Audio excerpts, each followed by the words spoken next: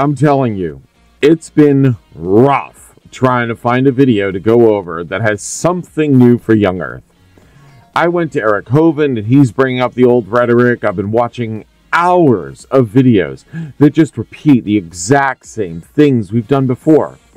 This Monday show was never meant to go on forever, and we've been dunking on young Earth creationism for about a year now. So, the Monday show will be taking a break while we here at The Fluffy Atheist try and find some new topic to dedicate an entire show to. In the meantime, you were all looking for something tonight, and I did find one thing. My favorite element in the periodic table is actually helium. It's the second lightest element. Literally the easiest thing to deal with, and this is the best I could find.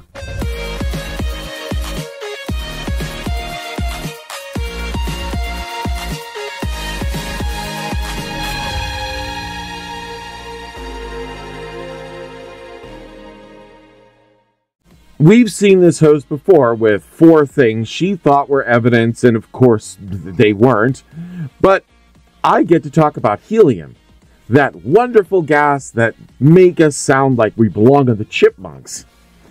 So, the helium these guys will be talking about comes out of natural radioactive decay of other elements like uranium and thorium. As uranium decays out into lead, it will produce an atom of helium as a byproduct of the decay.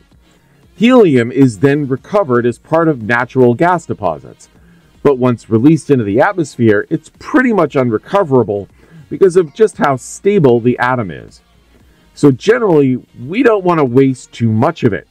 Some schools that use helium on a regular basis will have some way to recover it before it is fully released into the atmosphere.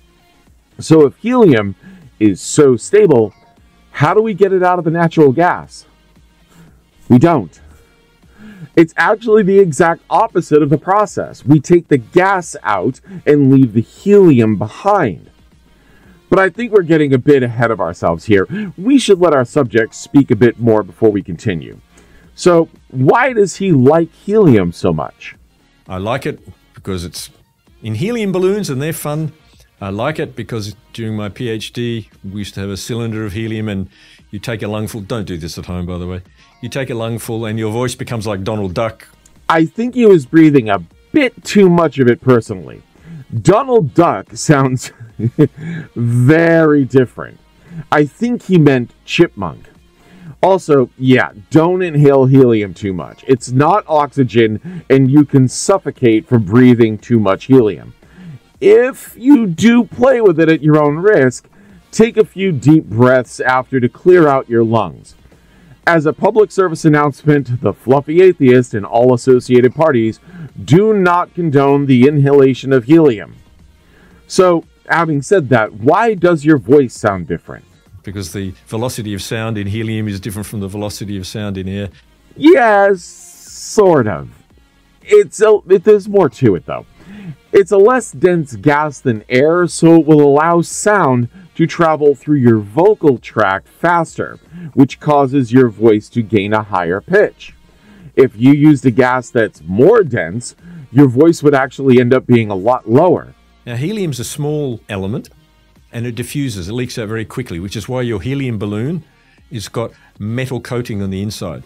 Because if it was just a normal rubber balloon, it would be flat in no time at all. You can calculate how fast the helium, or in fact, you can measure how fast the helium leaks out of the mineral grain, and you can calculate how much helium should have formed in there because you've got the daughter elements that led to it. And you find in these mineral grains, there's miles too much helium. Yeah, this is the best he's got, but we haven't touched on it, so let's go. There isn't too much helium. When this was calculated, there were, of course, errors, but when we first estimated, later on science tested and found out we were wrong and helium actually was diffusing out slower than we thought. And this is the general problem with young Earth creationists. It's the same issues we see every time we have to deal with them, which is why I've found it more and more difficult to find unique claims made by young Earthers. It's the same couple of dozen claims over and over, no matter how many times they are proven wrong. I watched a 1-minute short from Eric Hovind recently, And he rattled off a cut and paste list of claims made by Daddy Kent that we already did for his seminar series. So, if it's ocean salinity, erosion rates, river deltas, sedimentary rocks, or their seemingly favorite, the moon moving away from us, every claim they make has been debunked using the most basic of logic or simple scientific evidence. And this helium thing is no different. The funny thing about these guys is how they all talk, too. Notice how that last clip was heavily cut? That's because I had to cut out all the silent bits and the generic rambling off topic that they do. It's almost like they're stumbling over their words, like they're trying to remember the key and talking points, or they're trying to make it all up as they go along. And the proof is right in the next thing he says. All of the helium should have leaked out over the millions and billions of years. There, he literally debunked himself. How he doesn't see it, I can only attribute to the blinders they put on when they say the Earth must be young. At the start of this, he attributed the helium coming from the breaking down of radioactive isotopes. But some of these radioactive isotopes are being replenished on the surface and moving deeper underground as layers are put on top, so these isotopes decay, more helium is then released. Since we understood that the process is circular and not linear, we can tell how the helium is produced and why there is still larger amounts of helium than originally expected trapped underground in these gas pockets and in the minerals themselves. Not to mention that uranium, depending on the isotope, has a half-life in the millions to billions of years. And with uranium-238, which is on Earth, the half-life is 4.5 billion years. The Earth is 4.6 billion years old. So, half the uranium-238 present when the Earth formed is still fucking here, making helium. See what I mean? I have had to draw out this entire video to just talk about helium, and the young Earth claim that all the helium would have been diffused out of the rock. And it can be refuted by pointing out what the actual half-life is of uranium-238.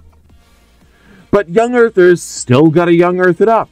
So after he claimed that all the helium should have leaked out, did he check what the actual half-life is? No, of course he didn't. He says this. But most of it is still there.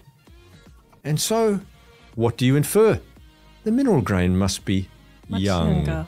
See what I mean? No, he can't be wrong about the production. The Earth has to be young. So no matter what I say or what anyone tells them, they will never believe that they could be mistaken about the age of the universe just because some guy at some point said something because they didn't understand anything like we know it today. I know this is a very short video, but what's left of the young Earth pseudoscience isn't even worth mentioning. I wouldn't have even mentioned this if not for the fact that I have to close this series out somehow. So, from now on until we can find a new series to run for 2025, we will be putting a close on the Monday show. I'm sorry, everybody. I would like to thank Kent Hovind at Dinosaur Adventureland and Genesis Baptist Church, all the folks at Answers in Genesis and the Creation Science teams, plus all the other one-offs that we have featured, for being just great sports about all of this and putting out so much bullshit content that allowed me, a humble furry in a costume, to put out this much scientific knowledge for all of you. I will see you all on Faith Around and Find Out on Friday. For now, I am Corsi and this is the Fluffy Atheist. Hit those like and subscribe buttons, and remember, a little research goes a long way. Let the Fluffy Atheist do it for you.